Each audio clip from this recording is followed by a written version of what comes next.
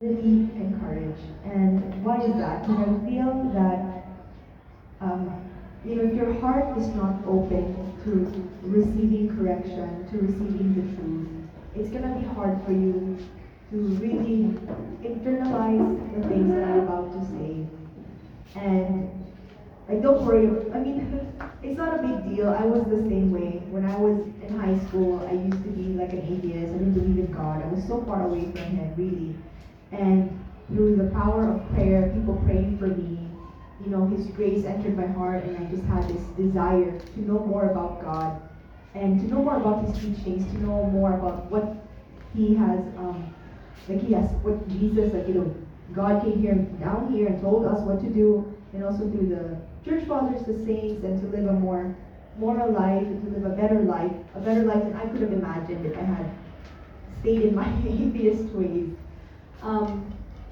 So, again, humility. St. Augustine says the way to Christ is first through humility, second through humility, and third through humility. I hope the things I'm going to share with you today are not entirely new to you. Maybe the way that they are going to be presented will be a bit different. I don't know how much you know about sex. I assume your parents have talked to you about it.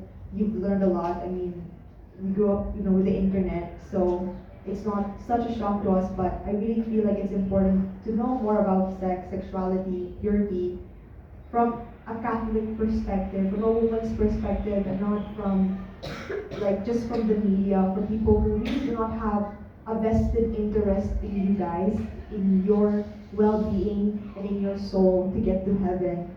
So but I just hope we can all be humble. I am not perfect. I am very, very far from it.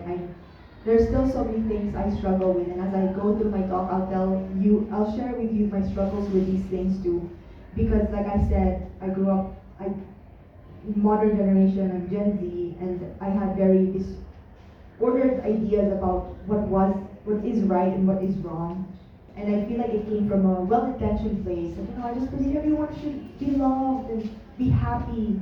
But the things that I believe were not right, were not moral. So without humility, it's gonna be hard to digest all of this. But by the grace of God, I hope we can get something out of this, or at least I hope I plant a seed in your hearts that will bloom in the future. And another saint I love, I think he was one of the early church fathers, Saint Athanasius. He says, if the world is against the truth, then I will be against the world. We need a lot of courage in this generation, in this day and age, because the world is very different from the world of our parents. It's changing in a way that is almost too fast, even for our minds to comprehend. I think just recently, studies were going out about how, all of the negative effects of social media, and our parents were completely unaware. They let us go on all these apps, not knowing that it was going to be so detrimental to us. All of these dopamine addictions, that kind of thing, the social comparison that you just can't get away from. And so, life is so fast paced, and the world is so different. But when God gave us the Bible, when God gave us the teachings in the church, He gave these teachings to be timeless. 2,000 years have passed, the truth is still the truth. Even though times change, the truth will always apply. You don't distort or twist it to just fit the modern narrative. So, aside from being humble, I really encourage all of you to be courageous in your own life, in your family, to stand for the truth even when it's hard. So, let's start right with what is purity. I just googled this, what's purity Catholic, and AI generated comes out. And they said it's a virtue that involves living in holiness and honor and resisting disordered desires. I think we should break this down a little bit. Are you able to see everybody the PowerPoint? Okay. So virtue is moral perfection. Morality is obviously dealing with things, what is good, what is bad, what is right, what is wrong. I don't believe people who tell you there's no such thing as right or wrong. You'll see this a lot, especially from more liberal, progressive, leftist people, that, it's all relative, I just decide what's right, what makes me happy, as long as I'm not hurting anybody. It just depends on the times. And then you ask them, okay, so you think if there's a culture where racism is okay, that's fine. They're like, no, no, no, no, that's not allowed. So it's not really relative. There is morality, there is a real good, and there is a real wrong. And if you like quiet down the noise in your hearts, that's inscribed in all of us, right? That's why St. Paul writes that even people who have never heard of the gospel of Jesus, they still have the same requirements of following what is right. Because we know in our hearts there are some things that are true and some things that are false. Holiness is aligning your will with God's will. For me, when I think about aligning my will, I really think about surrendering my will. I I have a strong personality since I was a kid, and it's really, this is one of the things I struggle with. But over time, I really have tried to practice surrendering my will, because I'm telling you, God's plan for you is always better than your plan for yourself. But again, this is something that prayer time, honor is to show respect for yourself, for other people. And then disordered desire, what is that? What is this obsession with order, the natural law? It's a corruption of natural urges that we have. So the natural urge that we have given by God is good, and it's necessary for us.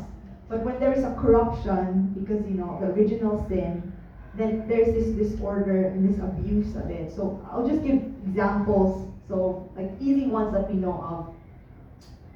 And then, so I'll say what is the ordered desire, what is a disordered desire, and then the consequence.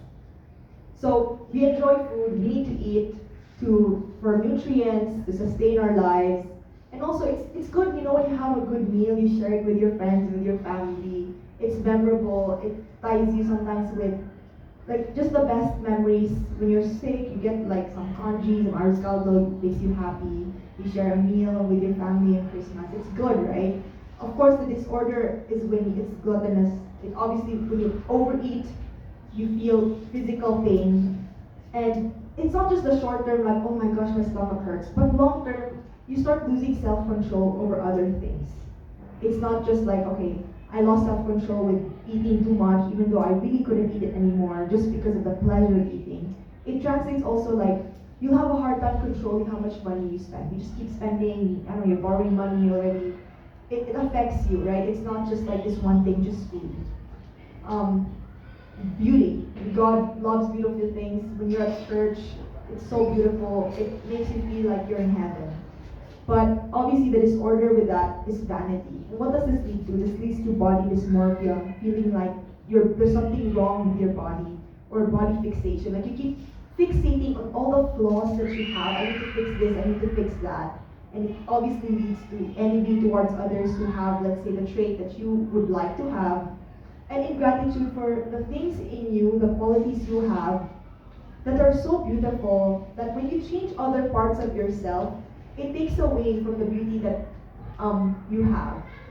How to explain this? So, lip fillers are so common. A lot of people have very beautiful eyes. And so when they overfill their lips, you don't see how beautiful their eyes now are. Because you're just like staring at their huge lips that don't belong on their face. There's an argument to be made for people who enhance their beauty or what. But there's also the point maybe where it's vanity, where there's this disorder where it's no longer looking for beauty, but it's trying to fix problems you have internally, but you're fixating on external things. But really the problem stems from inside. And this, another one, it's a good desire to have sex, right? Like there's a reason why sex is necessary. We wouldn't be here if nobody had sex, right? Like sex is so good, it's a beautiful thing, but the disorder of that is lost. And because my talk is gonna be it's a lot about purity, we're gonna talk about that more on later, about all the negative aspects of it. And of course the beauty when you wait to have sex in the proper context. So purity, let's define it, is a moral perfection obtained by aligning your will with God's will, showing respect to yourself, to those around you, and resisting the corruption of your natural urges, which will have harmful consequences. So how do we achieve purity in a practical sense? The reality is that it's really hard without God's grace. I cannot give God's grace to you. I'm only sharing what I have learned, and those are things that you obtain later on. I will tell you. But why is it so even harder now, I feel like. First of all, we know original sin has turned the desires that we have that are good into disordered desires. There's a lot of brokenness and hurt in this world. I know a lot of you girls will probably come from privileged backgrounds. Like compared to other people, you have a higher socioeconomic status, you have more money, right? But brokenness exists no matter how rich or how poor you are. In families, there's brokenness, there's hurt, and it's little things and big things that affect children, and it's not our fault as kids. And even our parents, they also experience that brokenness in their own family. Sometimes they're just, passing it on, right? Like a cycle of this is how their parents were, and so that's how they are with you. In the Bible, you guys all know the story of Joseph, right? The one, the dreamer, he got this rainbow coat. You really think about that story, because sometimes you just think about it, like, I had a rainbow coat. His father loved Joseph so much more than the other brothers, that his 11 brothers wanted, no, not 11 yet, I think it was 10, that his brothers wanted to kill him. So you can see how there's this brokenness that affects all of us in our families. And that's just one example, right? That they were so envious of their brother who was loved more by their father that they wanted to kill him. And it forms too in other ways.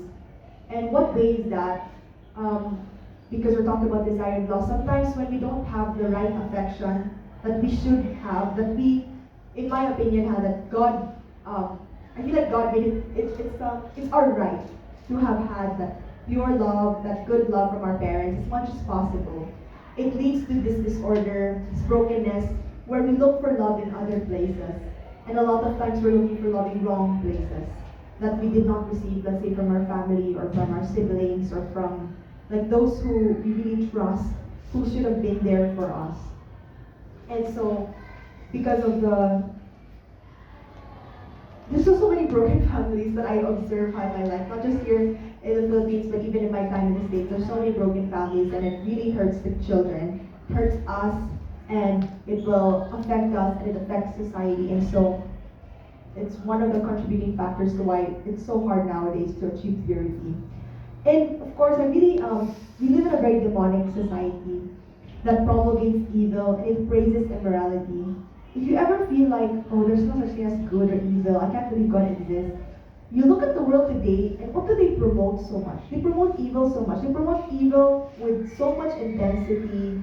They make like sex positivity, do whatever you want. There's so much evil. It really makes you think that Satan is trying so hard, the devil is trying so hard to corrupt us in music, in media, everything. And when you see how hard the devil is trying, it really makes you, to me, like, even if maybe like when I was an atheist, it made me wonder, like, there has to be a God, because why else would evil be so prevalent? Like, why is there this huge push for all of these bad things? So how do we achieve purity without God's grace?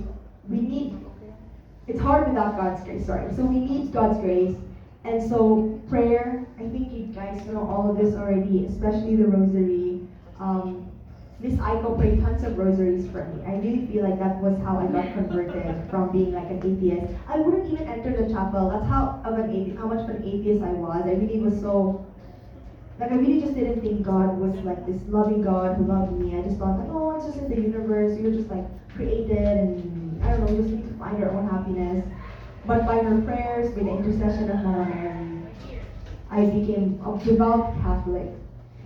Confession with true humility, acknowledging that we all sin, we all fall short of the glory of God, but He's so merciful, and like the confession is just there. So that's wonderful. Mass, reading or listening to the Bible. There's so many ways now for you to read, listen to the Bible. It doesn't have to be difficult. There are study Bibles that can help guide you. There are apps. There's YouTube. There's like Bible in a year where you just listen for 20 minutes a day. The scriptures are so powerful as well. we need to resist temptations to pornography and pornographic images. So you would think this is something that's more relevant for men, right? Because the temptation is much stronger for them to look at these kinds of things.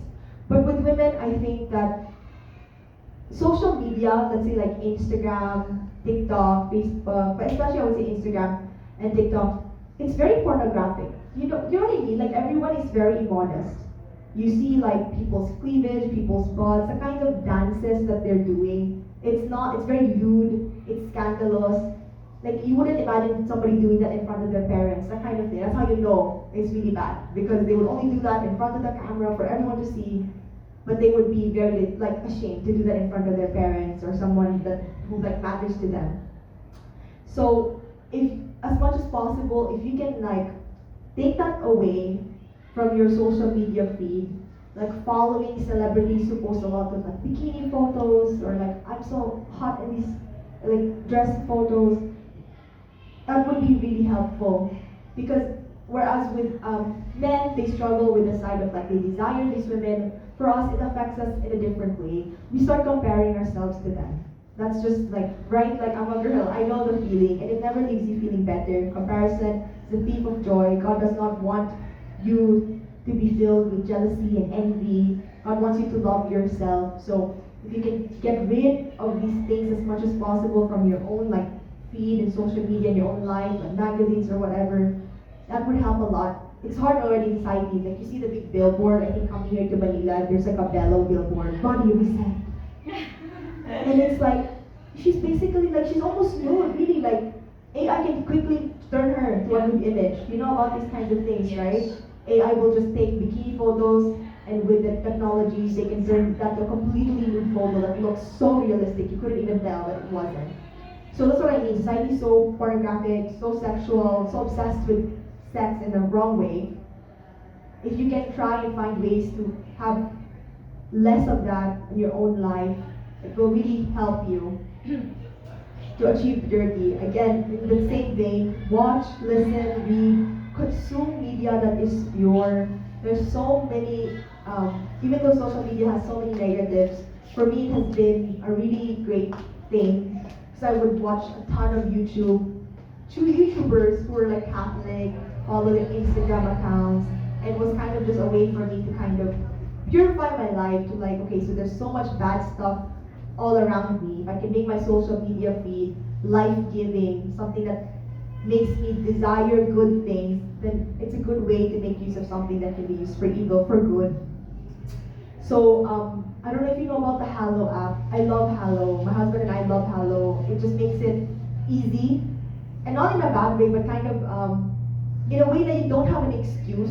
You're like, oh, I don't know how to pray, I don't have time for this. And it's like, no, you really do. And Hallow has already made it so easy for you.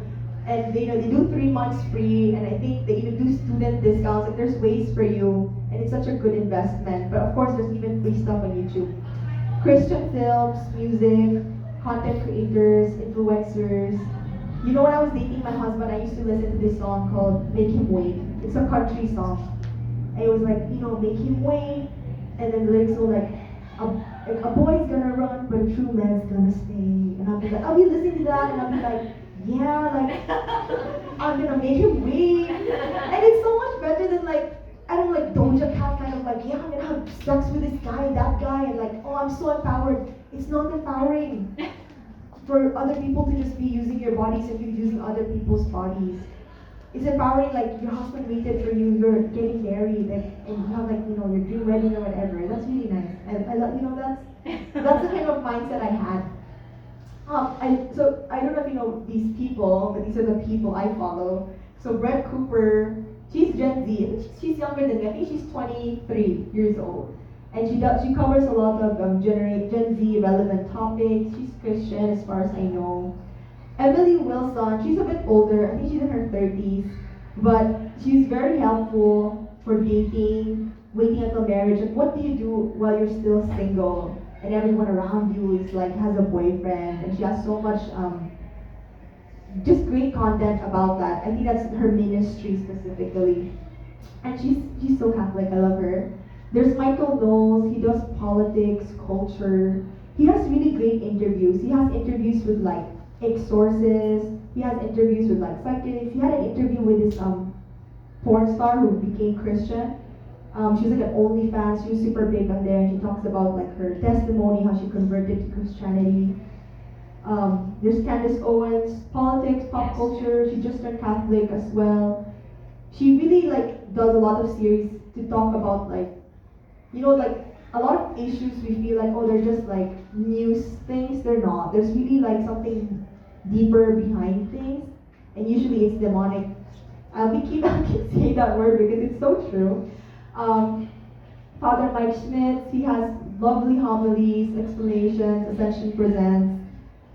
Trent Horn, I love him. He's a Byzantine Catholic. He does a lot of debate, apologetics. If ever you feel like you're having a hard time defending your faith, defending precepts of your faith, especially out in the real world, right? Like there are lots of people who are super, let's say, pro-abortion. They don't think that marriage is pro-divorce, that kind of thing. He has really great things if intellectually you want to be able to just like dismantle those arguments and really, you know how to do it in a way that is hopefully loving, because you know that arguing can only get you so far. Podcast, there's Pints with Aquinas. Really love that he has interviews, so depending on the type of topic you like. There's just, my point is there's so many of them who are using social media as a tool to evangelize people, and just try, like open and see, maybe you will be interested in the way that they present themselves. It's really not boring like the way you think it is, especially with Brett Cooper. It's super fun. So again, we dress and act in a way that shows respect for the body. So it says here, surprised but not really. Women and men are different. I really struggled with modesty. I still struggle with modesty because I'm somebody who really, like part of me is like, oh, I'm hot, I wanna look hot, I wanna look sexy. Another part of me, it's not even about like looking sexy. It's part of just like, it's more comfortable when I wear shorts. It's so hot, I wanna wear a tank top, that kind of thing. Or I just wanna like dress in a way that like I feel comfortable, and it's so hot here, it's so humid. And I would read books when I got married about the differences between men and women. And it really helped me to be more modest because I understood that it's really difficult for guys. So, you know, when you're a girl, let's say you see another hot girl, she has like, you know, her cleavage is out, whatever. You just think like, wow, great boobs, good for you. And then you can focus on like doing your life. Like you can just go on about your day. So what, she has nice boobs, good for her, right? Or like, oh, I want those boobs. That's it, like she's hot. With men, it's really hard for them. Like even when they look away, they're thinking about her boobs. Like it's just like almost like lizard brain. Like that's just the way they are wired. They're and I couldn't understand it. And when I read this book, it explained that, like, think of your favorite dessert. Like your favorite dessert, like you could eat it 100 times, no matter what. And you're on a diet because I don't know, you're like you can't eat as much sugar. I don't know, you're maybe a pre-diabetic or what. I don't know. Common with young people, but let's just say you can't have sugar. You say you're fasting, you're giving it up for lunch, sugar. You go to a party and they have a table full of that favorite dessert of yours, just there. So of course, you know, you made a promise to God, oh, I'm gonna fast from my favorite dessert. And so you're just in the party moving around. Even as you try super hard not to look at your favorite dessert, you know it's there, right? Like you know it's calling your name. It's like, it's just there. That's how it is for men when they see women's bodies. It's really not their fault. They were wired, they were designed, they were created by God in this way. And so, when I thought about that, you know, these are my brothers, my fathers, like my brothers in Christ. For me, yeah, I'm more comfortable, but I'm leading them to sin. It's really tempting for them, even just seeing like women in like yoga pants, like it turns them on. It's just a fact. It's not something that they can change. It's, again, the way they're wired. And so if you can take that into account when you dress yourself, to think about not just yourself, but like how are people being affected by the way that you dress, especially, again, like I said, men. And so that's just something I want to share, because that really helped me with modesty when I realized like, wow, I feel so bad Because this whole time I'm just thinking like, oh, I look good or I'm comfortable. And now I'm thinking like, it must have been really hard for these guys to like look at me in the eye, to just like, because again, the temptation is there. And another important thing of modesty, okay, let's say you don't want to think about them, like I don't know, maybe you hate them, that's possible, right? You don't care.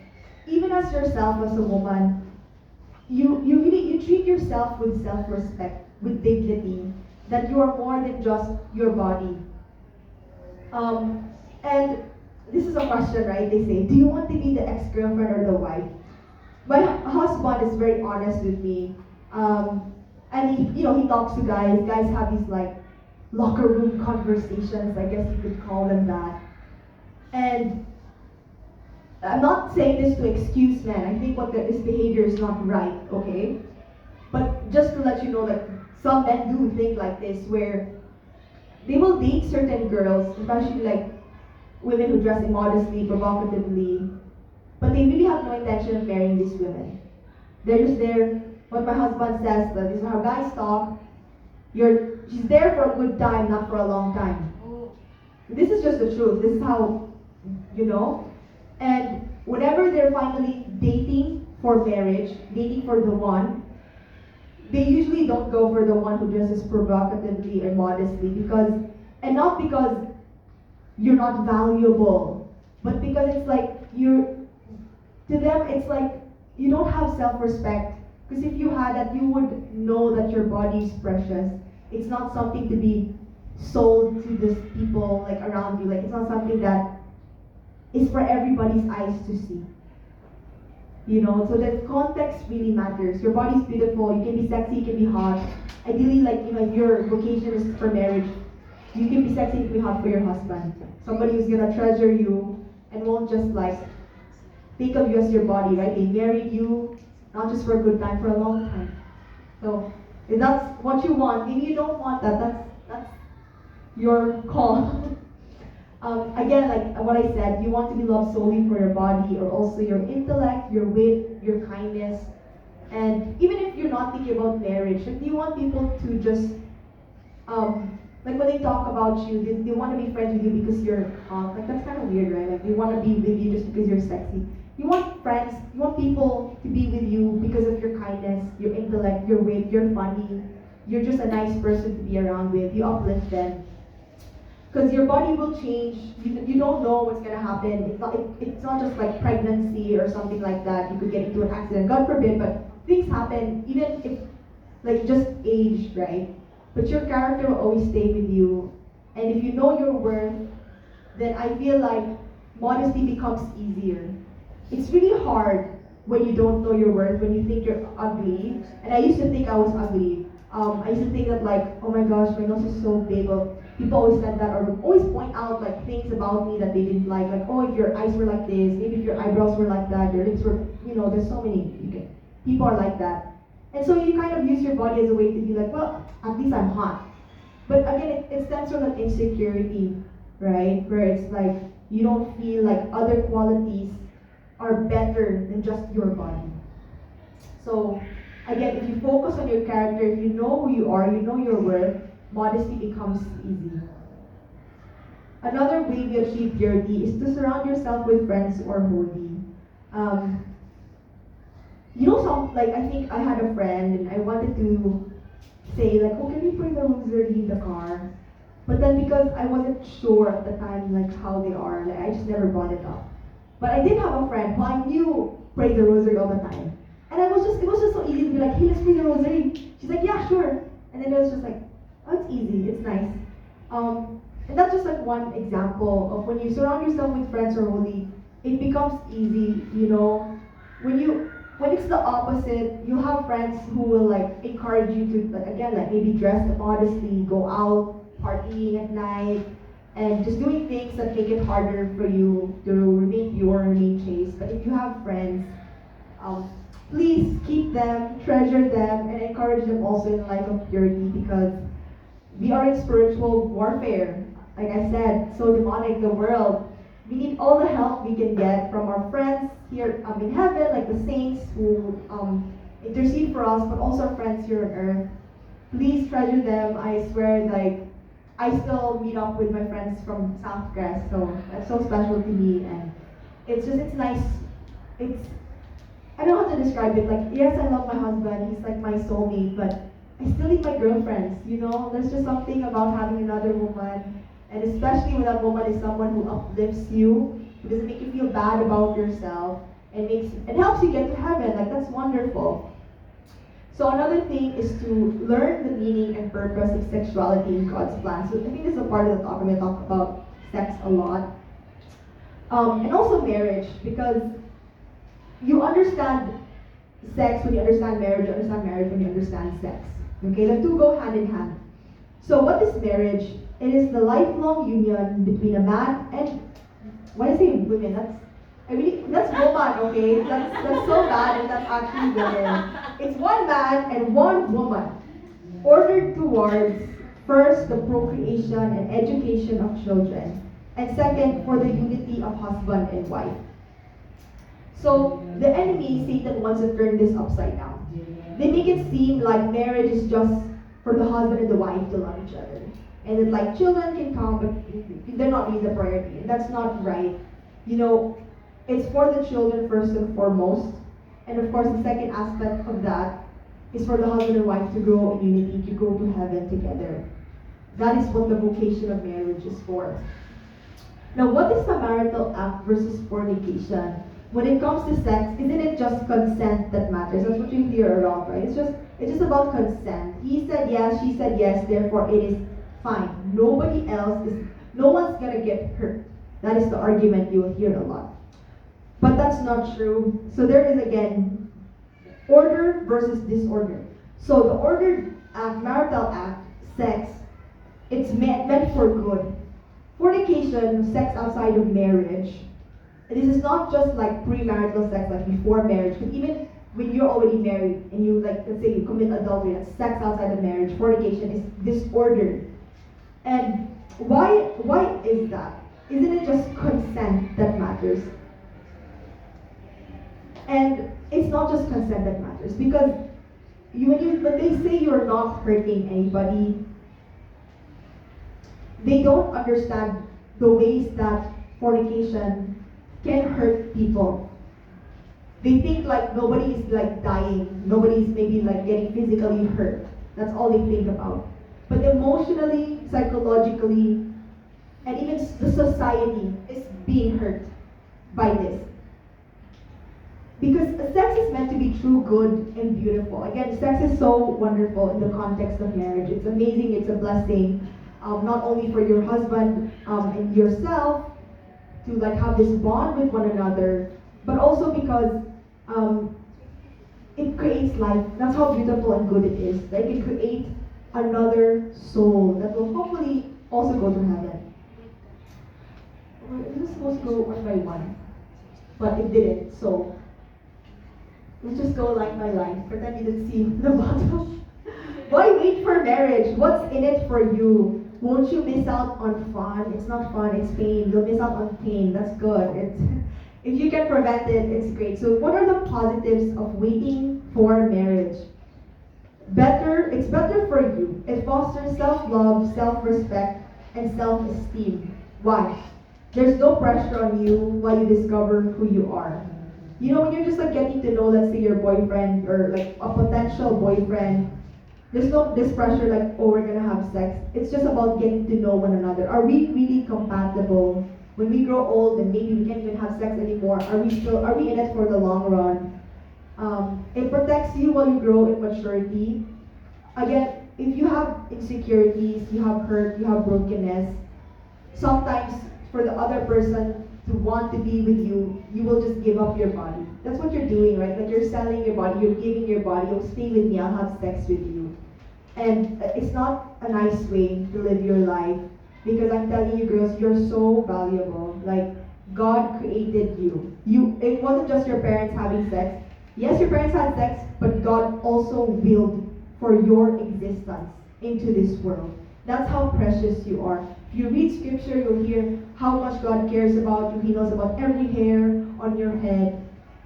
And so, if you know about those things, you're like gonna prevent a lot of pain and hurt that's gonna happen because I'll talk about again the negatives later on. Why is it better for your husband? It's really a gift to him, also your future spouse if you're called to marriage, that you waited for him. And I'm telling you, like, guys really think about this. Like I said, when they say like, oh, are you the girlfriend or the wife? Again, like this is another saying that you will date liberals, but you'll marry a conservative. They'll date like, let's say like the hoes or whatever, but then they want to marry a virgin. Why? Why is it that it's wired in their mind to be like that? And again, it's this idea that there really is this, it's special. It really is special, and it's a gift that as much as possible you should preserve. And it's going to be better for your marriage because you experience the joy of true love, true intimacy, and true freedom. When you're having sex with somebody you marry, you know that they are not just using you for your body. You know that they're not just going to leave the next day if something bad happens. Right? If you end up having a child, you know that they will be there to help you and take care of you. Pregnancy is hard, having children is hard. And the same cannot be said about someone who is not your husband. The truth is that you'll never experience like true freedom because you're always gonna live in fear that this person might not stay with you till the end.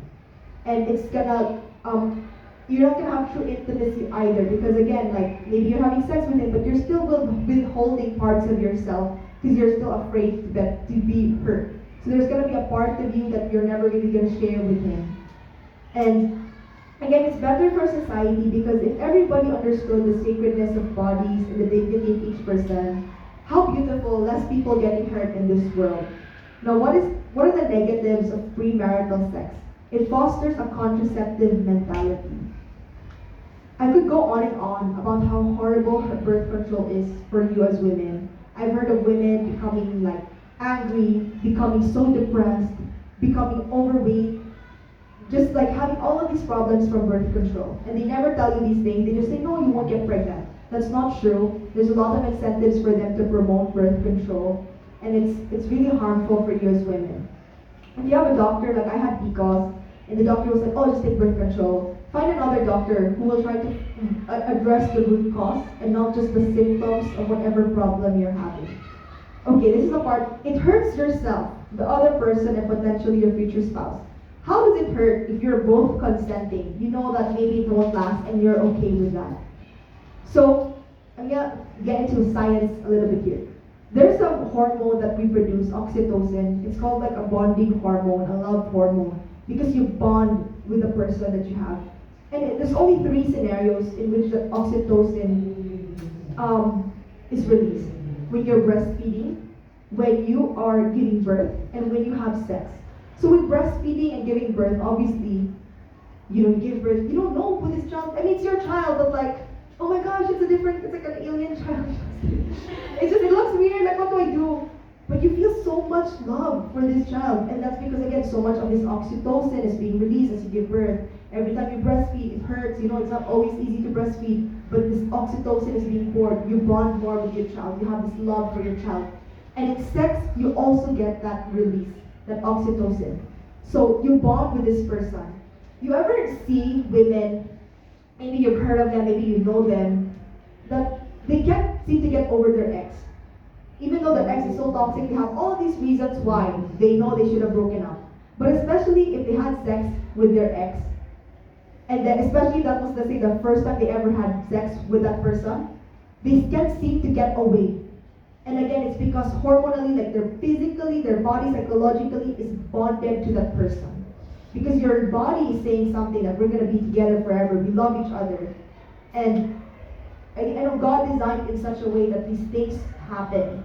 So it really sucks, right? If you have sex with someone who's not married to you and then you break up with them and you have that bond with them. That it's hard, with the power of prayer, of course, anything is possible with the grace of God. But still, it's baggage that you will carry.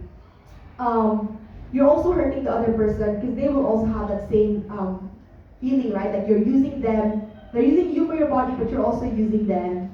And you just create a lot of these scars. And even your future spouse, like I said, my husband was not a virgin when we married or when we dated. I knew of this.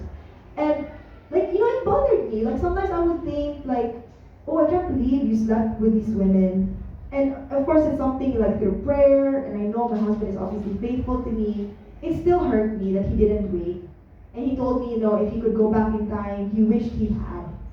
So I can only tell you what I know. I'm sure other people have different stories about how they wished also that they had waited for the person who they were going to spend the rest of their life with. Other ways it hurts people, you already know this: children born out of wedlock, instability in the family, brokenness, again, hurt, finding love in the wrong places. It hurts society because it condones immorality. Now, especially in the Philippines, there's so much like adultery. There's this promotion, weirdly enough, of like people having mistresses. Even now, women having like misters. I don't know what it's called, but there's so much separation, so much divorce. Obviously, you can't get divorced here, but people are only married in name, right? But physically, they're usually separated. They don't sleep in the same bedroom. Maybe they don't even sleep in the same house. And there's, again, this indifference to the sanctity of life. It leads to a lot of abortions. Why? When you're having sex, and your only goal for that sex is pleasure, when a child is born, you're so unprepared for it. You're like, oh my gosh, I did everything to not have this child. It becomes very easy for you to just be like, well, I'll just abort it. It's just a fetus. It's just a clump of cells. It's not. It's human life. When you have sex with your husband in the context of marriage, every time you perform the marital act, you could have a child. And that's a beautiful blessing. That's wonderful. Of course, it doesn't always happen. But when it does, you're ready. You're prepared mentally. Like, it can happen. So these are just like extra topics that I was thinking you might be interested in knowing about. What about masturbation? Am I still hurting other people? Am I still hurting myself? I think I would say yes, you are. Why? First of all, to masturbate, usually you need some sort of pornographic material. You don't just like wake up one day and be like, oh, I'm gonna masturbate. I'm just thinking like, it's a masturbating day today. Usually there's there's pornographic stuff, there's like 50 Shades of Grey, you're reading something, you're reading books, you're reading novels, you're watching what was a famous series I think on Netflix, is it Bridgerton? There's so much sexual stuff there. I know they make it seem like it's romantic or what, but there's something. So first of all, it's harmful because you usually have to consume pornography. And again, you're abusing your body. It really takes away from the joy and intimacy that you could have with your husband. Because again, you have all these pornographic images, it might hurt you in a way that you don't think you're good enough to have sex. You don't think you're sexy enough, beautiful enough. You're always thinking, let's say, of these women who are in porn, or women who are just better, more beautiful than you. And again, it's harming you in that way because it's a sin. It cuts you off from the grace of God. And even if you think you're not hurting other people or you're hurting yourself, maybe physically, psychologically, emotionally, you are there's scars that you're inflicting on yourself. What about same-sex unions? I won't call them marriage again because a marriage is between a man and a woman. What about same-sex attraction? So, why get married in the first place? What is the purpose of marriage? If it's just because two people love each other, then they don't need to get married. Okay, just stay together. Just be together. You guys love each other. Just be a couple. Be boyfriend and boyfriend forever. Why get married? Oh, we want it to be official, more official. Why? For what purpose should the government and the rest of society give you a marriage to make it more official? The reason marriage exists, again, is for the procreation and education of children. When a man and a woman, the only two people, together, opposite sex, that can create a child, marriage is needed because it helps the child know who his or her family is. And the same cannot be said for same-sex unions. Now, same-sex attraction, obviously, it's plaguing our society. And I really don't want to say this in a harsh way because I have a strong personality. I can tend to be very harsh. Obviously, I never personally went through this, so it's hard for me to empathize. I can only sympathize. And for me, again, this comes, I think we know, right, it's not ordered, meaning God designed man and woman. You know, the penis fits into the vagina, and then the baby comes out. Woman cannot do that on her own. Man can do that on her own. Procreation, education of children. But why is there same-sex attraction when it does not lead to anything? Why not? Why not just like a relationship of love between? Again, like I said, I love having girlfriends. I love having my friends who I can talk to. Why I don't want to have sex with them, right? Like, I mean, again, I'm straight. Obviously, and I love my husband. But why is it that there are these people who have same-sex attraction? I'm not the person to really, like the best person to talk about it. I will try. Father Mike Schmitz, he wrote a whole book about understanding this and giving grace and giving love to these people because it is really a struggle. And I think he will say it much better than I ever will. But to me, in my experience, I feel like same-sex attraction is, again, it's like you're looking for love in the wrong place. I don't know what you guys go through in your families, your upbringing, but for example, I was listening to this podcast. This guy, his advocacy, his ministry was dealing with a lot of transgendered individuals. He talked to this, and he would talk to teenagers, obviously, who were transitioning. He talked to this young boy once, and he said, you know, he had a heart-to-heart with him. He became his mentor, and really got to know him. And eventually, the boy opened up. He said that he grew up with 4 sisters. He always felt that his father adored his sisters, treated them like princesses, and he was always so rough on him, had such different expectations of him because he was the boy. He had to be the man of the house, and he never felt the same kind of like tender love that his father gave his sisters. So he felt, oh, if I transitioned into a girl, my dad will love me the same way he loves his sisters. Isn't that so sad? And I'm telling you, this is a story for a lot of individuals, based on like anecdotes that I hear, based on people that I see. There's just this brokenness, and usually when that brokenness is healed, is addressed, it's harder for, it becomes easier for them to not act upon their same-sex attraction. So that's all I'll say about that. Romance things. Oh, how do you know if he is the one? He will wait, you guys. That's one of the ways you'll know. But other ways, obviously, like with God, prayer, and reflection. And you have any questions for me? Because it's 4 p.m., so it's like time for questions. If you have any, like something specific you want to ask me.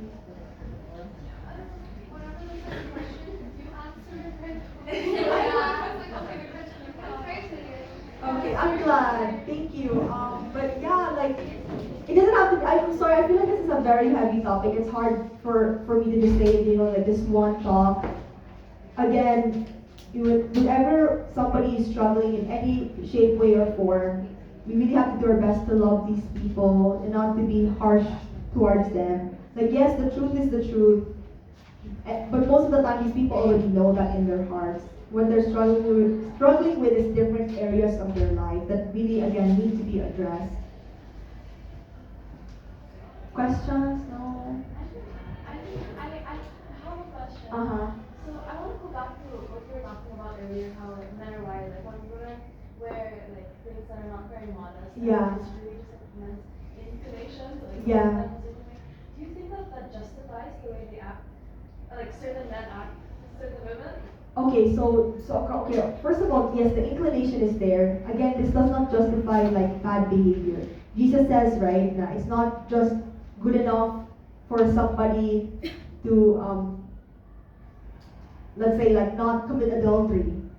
If a man even just looks at a woman lustfully, that's already like adultery. So even Jesus says himself, like, you shouldn't look at women lustfully. You shouldn't look at women in this disordered manner, no matter what they're wearing. Miss Michael here, no, Miss Aiko's not here, she shared with me a story that there was this saint, this pope, I forgot. And he had seen this prostitute walking. You know, she was dressed like a prostitute. But because this man, obviously, was a saint, was so holy, he looked at her and he said, well, actually, his other friend was a saint, said, Father, look away. There is a prostitute who's going to pass by. And he said, he did not look away. He looked at her in the eyes. And he said, how sad that the beauty of God's creation is sold to the lust of men. So I do believe that even for men, they have their own, they need to sanctify themselves so that they can reach a point wherein no matter how a woman is dressed, they are not tempted. They can look at her as a human being and not as like just a sexual object. But again, it's hard. The same way it's hard for us sometimes to dress modestly, that's how hard it is also for them to like not look at women who are dressed immodestly. But no, of course, it does not justify bad things that they do.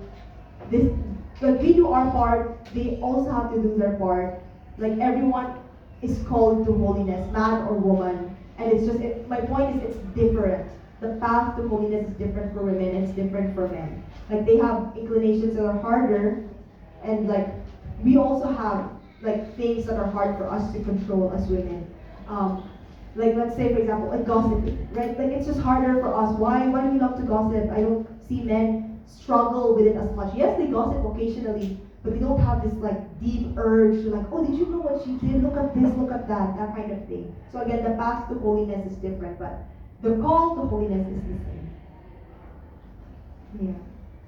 I actually have one. Yeah. I don't know if it's like relating your personal life. It's okay. But then you previously mentioned you got married at 21. Right? Yes. But honestly, in this society, that's very young. Yes. So how did you know that he was the one? Like, what morals and values did he show you for you to know that, okay, this is the guy that I really want to be with, and like, you know that this person is someone you want to continue with? So I met my husband online on the dating app, OkCupid. And there's something about OkCupid that you can like specify things. There'll be even questions where, are you waiting for marriage? I was like, yes.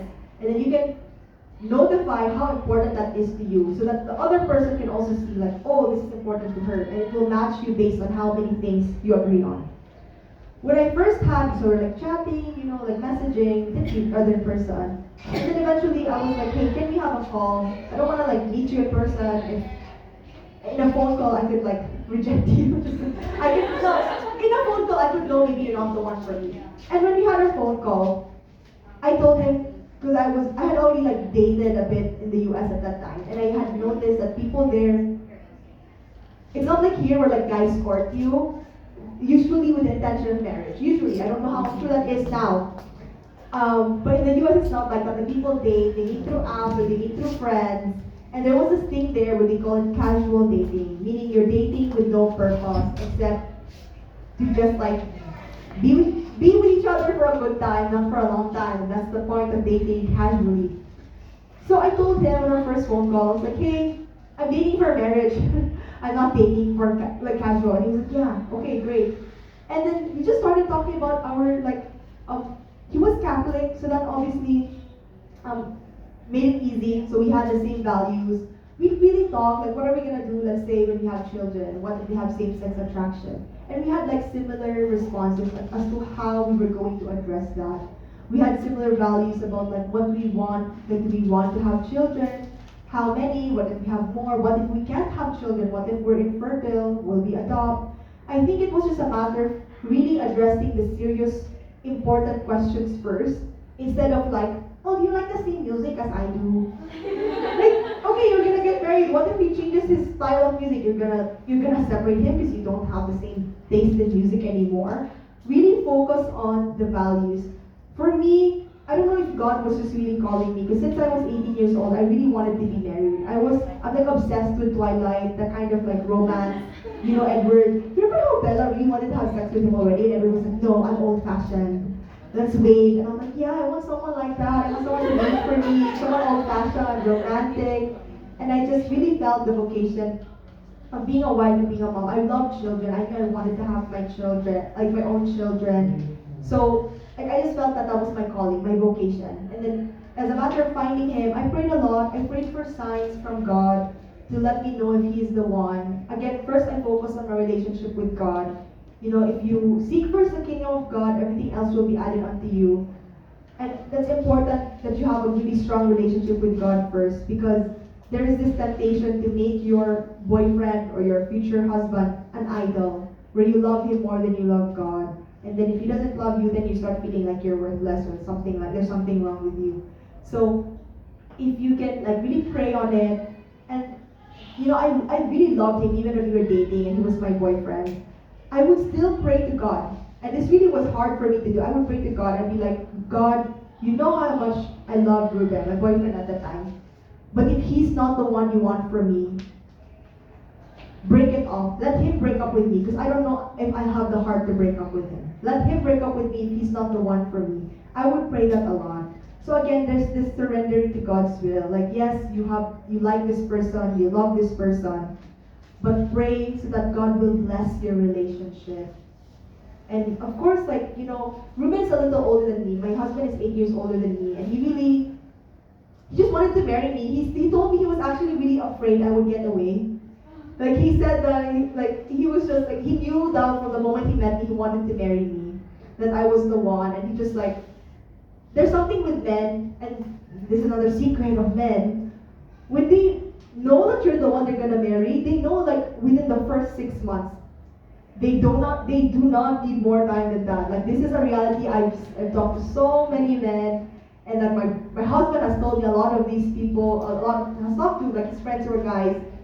When they know the person they're gonna marry, it doesn't take years for them to find out. Like there may be situations where let's say they know they're gonna marry you, but they're gonna wait because let's say they want you to graduate or they want to graduate first. That's a relevant like reason, right? But generally they know that they're not just dating you to date you, but because they have the intention of marrying you. And I think if you have courage and let them know ahead of time that hey, okay, you're gonna be my boyfriend.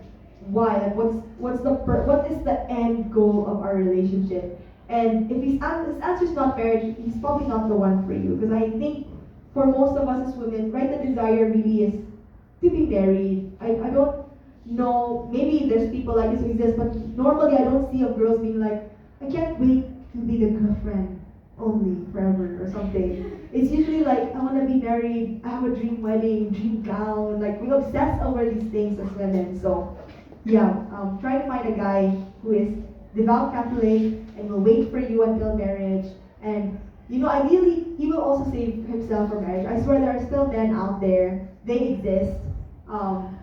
But yeah, pray to God. Yeah. Okay. Yeah, I think that would be all. Aiko, thank you so much. Let's give a round of applause to Aiko.